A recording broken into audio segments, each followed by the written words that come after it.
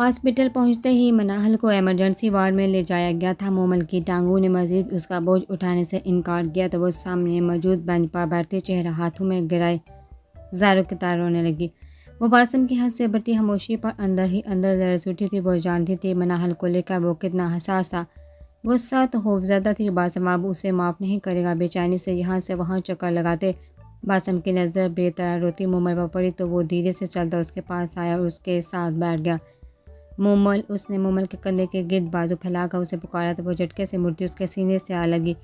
وہ بے چین ہوتا اس کی ہچکیاں بڑھتے وجود کو دیکھتا رہا تھا۔ باسم پلیز مجھے معاف کر دے، میں نے کچھ نہیں کیا، میں تو اسے کھانا کھلانے والی تھی، پر وہ خود ہی بھاگتی ہوئی نیچے کی طرف جا رہی تو پتہ نہیں کیسے گر گئی۔ میں نے اسے منع بھی کیا تھا باسم، پر وہ گر گئی۔ مجھے میری بچی لا دے واپس، باسم اسے ٹھیک کر دے۔ اسے بلک بلک کر روتے دیکھا باسم کی آنکھوں کے کنارے سرخ پڑ چکے تھے۔ مومل میری جان کچھ بھی نہیں ہوا، اسے تھوڑی چوٹ لگی ہے، بس ڈاکٹر ٹریٹمنٹ کر رہے ہیں، دیکھنا تھوڑی دیر تک وہ بالکل ٹھیک ہو جائے گی۔ اور تمہاری اس میں کیا غلطی؟ بچی ہے، وہ کھیلتے کھیلتے گر گئی، اس میں کسی کا کوئی قصور نہیں۔ چپ ہو جاؤ شہباز، جانتی ہو نا میں تمہیں روتے ہوئے نہیں دیکھ پاتا، پھر کیوں میرے صبر کا امتحان لینے پر تلی ہوئی ہو؟ اس کی آواز میں بے بسی گلی تو مومل خود اپنے رونے پر قابو پانے لگی، پر اسے لگ نہ ہوئی۔ وہ اس کے سینے میں منہ دیے اس کی چڑھ کو مٹھیوں میں جکڑے بیٹھی سوسو کر رہی تھی۔ باسم وہ ٹھیک تو ہو جائے گی نا؟ اس کی خوفزدہ آواز پر وہ جھک کر اس کے بالوں پر لب رکھ گیا۔ جی میری جان، وہ بالکل ٹھیک ہو جائے گی، پریشان مت ہو، وہ نرمی سے کہتا اس کے گرد ہنسا اور تنگ کر گیا۔ انہیں بیٹھے گھنٹہ گزر چکا تھا جب کمرے سے ڈاکٹر باہر آیا۔ باسم اور مومل تیزی سے ڈاکٹر کی طرف لپکے۔ ڈاکٹر ہماری بیٹی کیسی ہے اب؟ باسم بے چینی سے پوچھنے لگا۔ مسٹر باسم، آپ کی بیٹی بالکل ٹھیک ہے، سر پھٹنے کی وجہ سے خون بہہ گیا، جس کی وجہ سے نکاہت اور خوف سے وہ ہوش کھو بیٹھی تھی۔ سٹیچز لگا دیے گئے ہیں اور ڈریسنگ بھی کر دی گئی ہے، تھوڑی دیر تک وہ ہوش میں آ جائیں گے، پھر آپ انہیں گھر لے جا سکتے ہیں۔ ریلیکس رہیں، پریشانی والی کوئی بات نہیں، ڈاکٹر پیشہ ورانہ انداز میں کہتا وہاں سے چل دیا تو اس کی بات سنتے دونوں نے سکون کا سانس لیا۔ مومل گہرا سانس بھرتی باسم کے بازو کے گرد ہاتھ باندھی اس پر سر ٹکا گئی۔ میں بہت ڈر گئی تھی۔ اس کی بات پر باسم دوسرے ہاتھ سے اس کا سر سہلانے لگا۔ میں جانتا ہوں، میں بھی بہت ڈر گیا تھا، پر اللہ کا لاکھ شکر ہے کہ سب ٹھیک ہے۔ تھوڑی دیر بعد مناہل کو ڈسچارج کر دیا گیا تو وہ اسے لیے گھر واپس چل دیے۔ وہ دونوں اس وقت قدم کے ساتھ قدم ملاتے ساحل کنارے چل رہے تھے۔ جانتے ہیں محبت کیا ہے؟ دوریا کے سوال پر زین کردیزی گردن موڑ کر اس کی جانب دیکھنے لگا جو سامنے دیکھتی چلتی جا رہی تھی۔ آنکھوں کی ویرانی اپنی جگہ قائم تھی۔ آپ بتا دیں، جواب دینے کے بجائے وہ اس سے مستفسر ہوا۔ محبت 4 حروف کا سانجہ ہے، میم ہے بے تے۔ جانتے ہیں محبت کے میم کا مطلب کیا ہے؟ مل جائے تو معجزہ، نہ ملے تو موت، اور موت صرف جسم سے روح کے پرواز کر جانے کو ہی نہیں کہا جاتا۔ جانتے ہیں محبت کے ہے کا کیا مطلب ہے؟ مل جائے تو حکومت، نہ ملے تو حسرت، اور حسرتیں برا انسان نگل جایا کرتی ہیں۔ جانتے ہیں محبت کے بے کا کیا مطلب ہے؟ مل جائے تو بہادری، نہ ملے تو بلا، اور محبت سے بڑی بلا بھی کوئی ہوئی ہے بلا آج تک۔ جانتے ہیں محبت کی تے کا مطلب کیا ہے؟ مل جائے تو تحت اور تاج، نہ ملے تو تنہائی، اور تنہائی سے زیادہ جان لیوا بھی آج تک کچھ ہوا ہے بلا۔ زین ساکت سا اس کے لبوں سے ادا ہوتے جملے سن رہا تھا۔ کیا تعریف بیان کی تھی اس نے محبت کی، اس کا حرف سچ تھا۔ زین گردیزی بھی تو اسی محبت کی راہ کا مسافر تھا، پھر کیسے نہ متفق ہوتا؟ اس کی ایک بات سے وہ رکا رہا جبکہ وہ چلتی رہی۔ تھوڑی آگے جا کر اسے محسوس ہوا کہ وہ اکیلی ہی چل رہی ہے تو وہ رک کر دیکھنے لگی۔ اس نے رخ موڑ کر دیکھا تو کچھ پر پیچھے وہ پینٹ کی جیبوں میں ہاتھ ڈالے کھڑا تھا۔ کیا ہوا، رک کیوں گئے؟ وہ ابروچ کا اشارے سے پوچھنے لگی تو وہ اداسی سے مسکراتا نفی میں سر ہلا گیا اور پھر سے اپنے قدم اس کی طرف بڑھا گیا۔ ڈوبتا سورج ہر روز کی طرح آج بھی ان دو بھٹکے ہوئے مسافروں کو دیکھ کر اداسی سے مسکرا دیا۔ نوریا ڈرتے ڈرتے اس گھر میں داخل ہوئی جہاں کا پتہ اسے حاشر نے دیا تھا۔ اپنے بھاری وجود کے گرد مضبوطی سے چادر پھیلاتے وہ احتیاطی قدم اٹھاتی آگے بڑھتے جا رہی تھی۔ وہ گھر باہر سے جتنا ویران تھا اندر سے اس سے بھی زیادہ خوفناک دکھ رہا تھا۔ یہاں تک آ تو گئی تھی پر اب خوف سے دل بری طرح دھڑک رہا تھا۔ کوئی ہے؟ خالی مکان میں اس کی آواز گونجی تو نوریا کو اپنی ہی آواز سے خوف محسوس ہوا۔ حاشر آپ کی، اس کی پکار پر وہ ایک کمرے سے نکلتا اور اس کے سامنے آ کھڑا ہوا۔ آئیے آئیے مسز راجہ، ویلکم۔ اس کی سرد آواز پر نوریا بے ساختہ ایک قدم پیچھے لے گئی تو اس کی پشت لاؤنج کے بند دروازے سے ٹکرا گئی۔ اس کا رنگ سبید پڑ گیا کیونکہ اب بھی یہ دروازہ کھلا تھا پر حاشر کے سامنے آتے ہی بند ہو چکا تھا۔ کیا ہوا، ڈر کیوں رہی ہو؟ ہاں، اس سے پوچھتا حاشر اس کی طرف قدم بڑھاتا جا رہا تھا جبکہ نوریہ خوف کے باعث اپنی چادر دونوں مٹھیوں میں بیچ گئی۔ حاشر نے ایک تفصیلی نظر اس کے سیپے پر ڈالی۔ اس کی نظر نوریہ کو اپنے جسم کے آر پار ہوتی محسوس ہو رہی تھی۔ وہ ایک دم تیش میں آتا آگے بڑھا اور نوریہ کے بالوں سے دبوچ گیا۔ چھوڑو مجھے جنگلی انسان، وہ چیختی ہوئی اپنے بالوں کی گرفت سے آزاد کروانے کی جتن کرنے لگی پر وہ اس کے چہنے چلانے کی پرواہ کیے بغیر اسے بالوں سے دبوچے اپنے ساتھ گھسیٹتا۔ ایک کمرے میں لائے ایک جھٹکے سے اسے نیچے زمین پر پھینک دیا۔ نوریہ نے بہت مشکل سے اپنے ہاتھ زمین پر جماتے خود کو بیلنس کیا تھا۔ اپنی بچی کو کھونے کے ڈر سے اس کا دل بے طرح دھڑک رہا تھا۔ تجھے کیا لگا تھا کمینی کہ تو مجھ سے اپنی ماں بننے کی خبر چھپائے گی تو میں بے خبر ہی رہوں گا؟ بھول ہے تیری، مجھے تو شروع میں ہی علم ہو گیا تھا پر میں صحیح وقت کا انتظار کر رہا تھا اور دیکھ آج قدرت نے صحیح موقع دے ہی دیا۔ وہ پھنکا رہا تھا جبکہ نوریہ سن ہوتے اسے دیکھ رہی تھی۔ اسے لگا سامنے کھڑا یہ انسان حاشر ہو ہی نہیں سکتا۔ اگر یہ حاشر تھا تو اس حاشر کو تو وہ جانتی ہی نہ تھی۔ نوریہ کو بہت جلدی یہ احساس ہو گیا کہ وہ بہت بری طرح سے پھنس چکی ہے۔ بول، چپ کیوں ہے؟ اب جواب دے، کیوں چھپائی مجھ سے یہ خبر؟ وہ اس کے پاس زمین پر ایک گھٹنے ٹکا کر بیٹھتا، پھر سے اس کے بال مٹھی میں جگڑ گیا۔ حاشر چھوڑے، آپ پاگل ہو گئے ہیں کیا؟ وہ روتے ہوئے اپنے بال اس کی گرفت سے چھڑوانے لگی تو وہ ایک جھٹکے سے اسے چھوڑ کر اٹھ کھڑا ہوا۔ حاشر، آپ ایسا کیوں کر رہے ہیں؟ ہاں، میں جانتی ہوں کہ آپ کی خواہش کی وجہ سے میں عارضی شادی کے لیے مان گئی پر میں اس پر قائم نہیں رہ سکی۔ میرے پاس بھی دل ہے، میری بھی عزت نفس ہے۔ میں کوئی کھلونا نہیں جسے جب چاہا کسی اور کی جولی میں ڈال دیا اور جب چاہا واپس حاصل کر لیا۔ میں ایک جیتی جاگتی لڑکی ہوں جس کے جذبات اور احساسات ہیں۔ میں نے پاپا سے ضد کر کے آپ سے شادی کی۔ حاشر، آپ کو ہر سکھ دینے کی کوشش کی۔ آپ کی اولاد کی روز بروز بڑھتی خواہش مجھے سولی پر اٹکائے رکھتی تھی۔ پھر جب آپ کو پتہ چلا کہ آپ باپ نہیں بن سکے تو پھر آپ نے مجھے کسی اور مرد کے پاس جانے پر مجبور کرنے لگے۔ میں نے انکار کر دیا تو آپ اپنی جان لینے کے در پہ آ گئے۔ اب کی دھمکیوں کی وجہ سے میں یہ سب کرنے پر مجبور ہوئی۔ آپ تو اس قدر بغیرت انسان ثابت ہوئے ہیں کہ اپنی بیوی کسی اور کی جولی میں ڈال دی۔ عزت دار مرد تو ایسا سوچتے ہوئے بھی 1000 دفعہ مرتا ہے پر آپ تو پورے بغیرت۔ اس سے پہلے کہ وہ اپنی بات پوری کرتی حاشر نے اس کے چہرے پر ایک زوردار تھپڑ رسید کیا۔ تھپڑ کی شدت اتنی زیادہ تھی کہ نوریہ کو اپنا جبڑا ٹوٹتا ہوا محسوس ہوا۔ اس کے منہ سے خون کا ذائقہ گھلنے لگا۔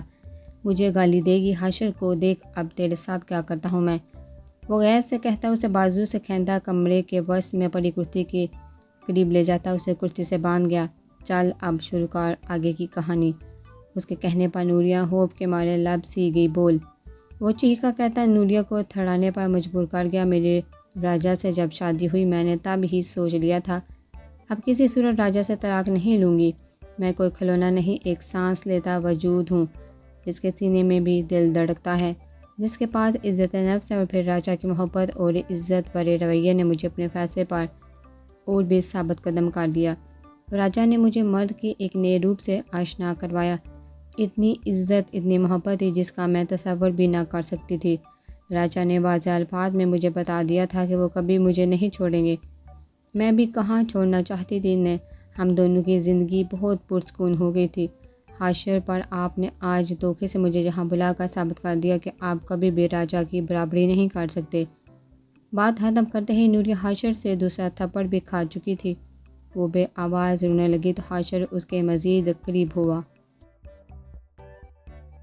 اس سب میں ایک بات تو اچھی ثابت ہو گئی کہ دھوکہ دینے والے کو بھی بدلے میں دھوکہ ہی ملتا ہے۔ جانتی ہو کیسے؟ اس کے پوچھنے پر وہ چہرہ موڑ کر دوسری جانب دیکھنے لگی۔ اتنا غرور کوئی نہیں، ابھی یہ غرور مٹی میں ملنے والا ہے، وہ کہتا اس کے گرد چکر کاٹنے لگا۔ جانتی ہو راجا کون ہے؟ اوپس، راجا تو راجا ہی نہیں۔ مجھے یہ سوال پوچھنا چاہیے تھا کہ جانتی ہو مرتسم یزدان حسن کون ہے؟ اس کے سوال پر نوریہ کی آنکھوں میں الجھن ابھری۔ میں بتاتا ہوں کون ہے مرتسم یزدان حسن۔ یہ دیکھو، یہ ہے مرتسم یزدان حسن۔ وہ موبائل کی اسکرین نوریہ کے سامنے کر گیا تو سامنے دیکھتی نوریہ کی آنکھیں پھیل گئی۔ کیا بکواس ہے، یہ کوئی مرتسم کیسے ہو سکتا ہے؟ یہ میرے راجا ہیں۔ وہ اس کی عقل پر شبہ کرتی چلائی۔ بیچاری نوریہ، کس قدر بولی ہو تم۔ جانتا تو شروع سے ہی تھا پر اب تو یقین ہو گیا ہے۔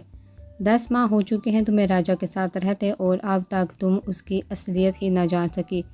بہت افسوس ہوا، چلو خیر، میں بتاتا ہوں تمہیں سچائی تمہارے پیارے راجا کی۔ اس کی باتیں نوریہ کو رلا رہی تھی۔ مرتسم یزدان حسن ایک سیکرٹ ایجنٹ جسے بلیک پینتھر کے نام سے جانا جاتا ہے، پر اسی مرتسم کو ہم جانتے ہیں راجا کے نام سے۔ راجا کا گیٹ اپ اس نے اپنے ایک مشن کے لیے لیا، جانتی ہو کون سا مشن؟ وہ نوریہ کے بے یقین آنکھوں میں دیکھتا سوال کرنے لگا، پر وہ اس حالت میں ہی کہاں تھی کہ اس کے سوال کا جواب دے پاتی۔ میرے گینگ کو پکڑنے کے لیے، وہ انکشاف کرتا جا رہا تھا، جبکہ نوریہ کی آنکھوں میں بے یقینی اترتی جا رہی تھی۔ مومل کہاں ہو یار؟ مومل جو کچن میں کلی باسم کے لیے ناشتہ بنا رہی تھی، اوپر سے آتی اس کی چنگارتی آواز پر سب چھوڑ چھاڑ کر تیزی سے کمرے کی طرف گئی۔ کیا ہو گیا ہے؟ کیوں اس طرح چیخ رہے ہیں؟ آپ کی اتنی تیز آواز سے ابھی میری بچی اٹھ جاتی۔ وہ اسے سناتی کسمساتی ہوئی مناہل کو تھپکنے لگی، جو چند سیکنڈ میں ہی دوبارہ نیند میں چلی گئی تھی۔ جی فرمائیے، اب کس خوشی میں صبح صبح میرے نام کا راگ اعلان پر رہے ہیں؟ مناہل کو سلانے کے بعد وہ باسم کی طرف آئی، جو ڈریسنگ ٹیبل کے ساتھ ٹیک لگا کر کھڑا اس کی طرف دیکھ رہا تھا، جبکہ دونوں ہاتھ پینٹ کی جیبوں میں ڈال رکھے تھے۔ بلیک پینٹ کے ساتھ سفید شرٹ پہنے وہ مومل کو ہمیشہ کی طرح ہمیشہ سے بڑھ کر پیارا لگا۔ اس کی گہری نظریں خود پر جمی محسوس کر کے مومل کی ہتھیلیاں بھیگنے لگی، پر وہ خود کو نارمل ظاہر کرتی اس کے قریب چلی آئی۔ کوئی کام تھا آپ کو؟ میں آپ کے لیے ناشتہ اس کا جملہ مکمل ہونے سے پہلے ہی باسم اس کے کمر میں ہاتھ ڈال کر اسے اپنے قریب ترین کھینچ گیا، تو وہ مومل کے منہ سے چیخ نکلتے رہ گئی۔ باسم اس کی کمر پر دباؤ ڈالتا اسے اپنے بالکل ساتھ لگا گیا، تو اس کی اس قدر قربت پر مومل کا چہرہ سرخ پڑ گیا۔ کیا کر رہے ہیں؟ مومل اس کی مضبوط چھاتی پر ہاتھ رکھتی پیچھے ہونے کی کوشش کرنے لگی، پر وہ اس کی کوشش ناکام بنا گیا۔ عبادت، باسم کے جواب پر وہ چہرہ اونچا کر کے بے یقینی سے اس کی آنکھوں میں جھانکنے لگی۔ عبادت پر کیسے؟ اس کی حیرت سے کھلی آنکھوں پر وہ پھونک مار کر مسکرا دیا، تو مومل پلکیں جھپکنے لگی۔ بیوی سے محبت کرنا عبادت ہے؟ وہ اپنی بات کے جواب میں اس کے چہرے پر پھیلے خوبصورت رنگوں کو مبہوت ہو کر دیکھنے لگا۔ روح من، اس کی محبت سے لبریز آواز مومل کے جسم میں دوڑ گئی۔ اس کے لفظوں کی چاشنی مومل کی روح کو مہکانے لگی، پلکیں لرز کر آرزوؤں پر سجدہ ریز ہو گئی۔ جی، جانتی ہو تم کیا ہو میرے لیے؟ اس کی گمبھیر آواز میں کہے گئے استفسار پر وہ نفی میں سر ہلا گئی۔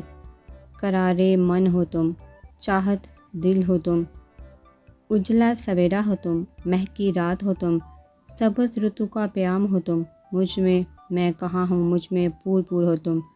اس کے الفاظ مومل کی روح کے ادھیرے اور جلے زخموں پر پھوار بن کر برس رہے تھے۔ اسے یوں محسوس ہو رہا تھا جیسے باسم نے اسے کبھی کوئی دکھ دیا ہی نہ ہو، یوں جیسے وہ ہمیشہ سے اس کی اسی محبت کی حقدار ہی ہو۔ باسم، مومل کی پکار پر باسم نے سر جھکا کر اس کی آنکھوں میں جھانکتے اسے مزید اپنے قریب کر لیا کہ مومل کی تیز ہوتی دھڑکنیں اسے اپنے سینے میں مدغم ہوتی ہوئی محسوس ہوئی۔ بولو جان من۔ وہ چہرہ جھکاتے اس کے کان میں سرگوشی کرنے لگا، تو مومل لرز اٹھی۔ آپ آفس سے لیٹ ہو رہے ہیں اور میرا بنایا گیا ناشتہ بھی اب تک ٹھنڈا ہو چکا ہوگا۔ وہ اس کی شرٹ کے بٹنوں پر انگلی پھیرتے ہوئے بولی، تو باسم افریدی کے جذبات پر اوس پڑ گئی۔ یار وہ بات مزہ ہوتا بولا تو مومل کھلکھلا کا ہنسی، بہت مزہ آ رہا ہے نا میری حالت پر؟ ابھی بتاتا ہوں۔ وہ چرکا کہتا شرارت سے اسے پکڑنے کے لیے آگے بڑھا، تو اس کے ارادے سمجھتی مومل اسے زبان چڑھا کر کمرے سے باہر بھاگی، جبکہ وہ صرف اس کی پھرتی دیکھتا رہ گیا۔ پھر سر جھٹک کر بھرپور مسکراتا اپنا روح شیشے کی طرف موڑ کے اپنے بال بنانے لگا۔ ہسبینڈ، یہ والا سوال سمجھا دے۔ ارمش سامنے بیٹھے ارسم سے بولی، جو موبائل میں گم تھا۔ اس کی آواز پر اس نے چونکا سر اٹھایا، پھر اس کی بات پر دھیان دیتا بیٹھ کی ٹیک چھوڑ کر آگے ہو کر بیٹھا اور موبائل سر پر رکھ کے لائیے دکھائیے کون سا سوال ہے۔ گزرے 7 ماہ سے ارسم ارمش کو پڑھا رہا تھا۔ جب میچ میں بزی ہوتا تب یہ ذمہ داری مومل کے سر آ جاتی۔ ارسم نے بہت کم وقت میں جان لیا تھا کہ ارمش ایک ذہین لڑکی تھی اور وہ بہت جلد چیزیں پک کر لیتی تھی۔ ابھی بھی وہ الجبرا کے سوال حل کرنے بیٹھی تھی جب اسے ایک سوال میں مشکل ہوئی۔ وہی سے سوال میں اب باسم سے ہیلپ مانگ رہی تھی۔ یہ والا وہ انگلی سے سوال کی جانب اشارہ کرتی بولی تو باسم سر ہلا کر اس کے ہاتھ سے پین اور رجسٹر پکڑ کر اسے سوال سمجھانے لگا۔ اسے سوال سمجھا کر وہ پھر سے موبائل میں مصروف ہو گیا۔ ابھی 10 منٹ گزرے تھے جب اس کی میٹھی سی آواز پھر سے ارسم کے کانوں سے ٹکرائی۔ ہسبینڈ دوبارہ سمجھا دے پلیز۔ اس کی پکار پا وہ پھر سے سر ہلاتا اسے سمجھانے لگا۔ اسے سوال سمجھا کر وہ پھر سے موبائل میں گیم کھیلنے لگا۔ ہسبینڈ ایک دفعہ بس اور پلیز۔ تیسری دفعہ پھر پکار آ گیا۔ Husband please last time.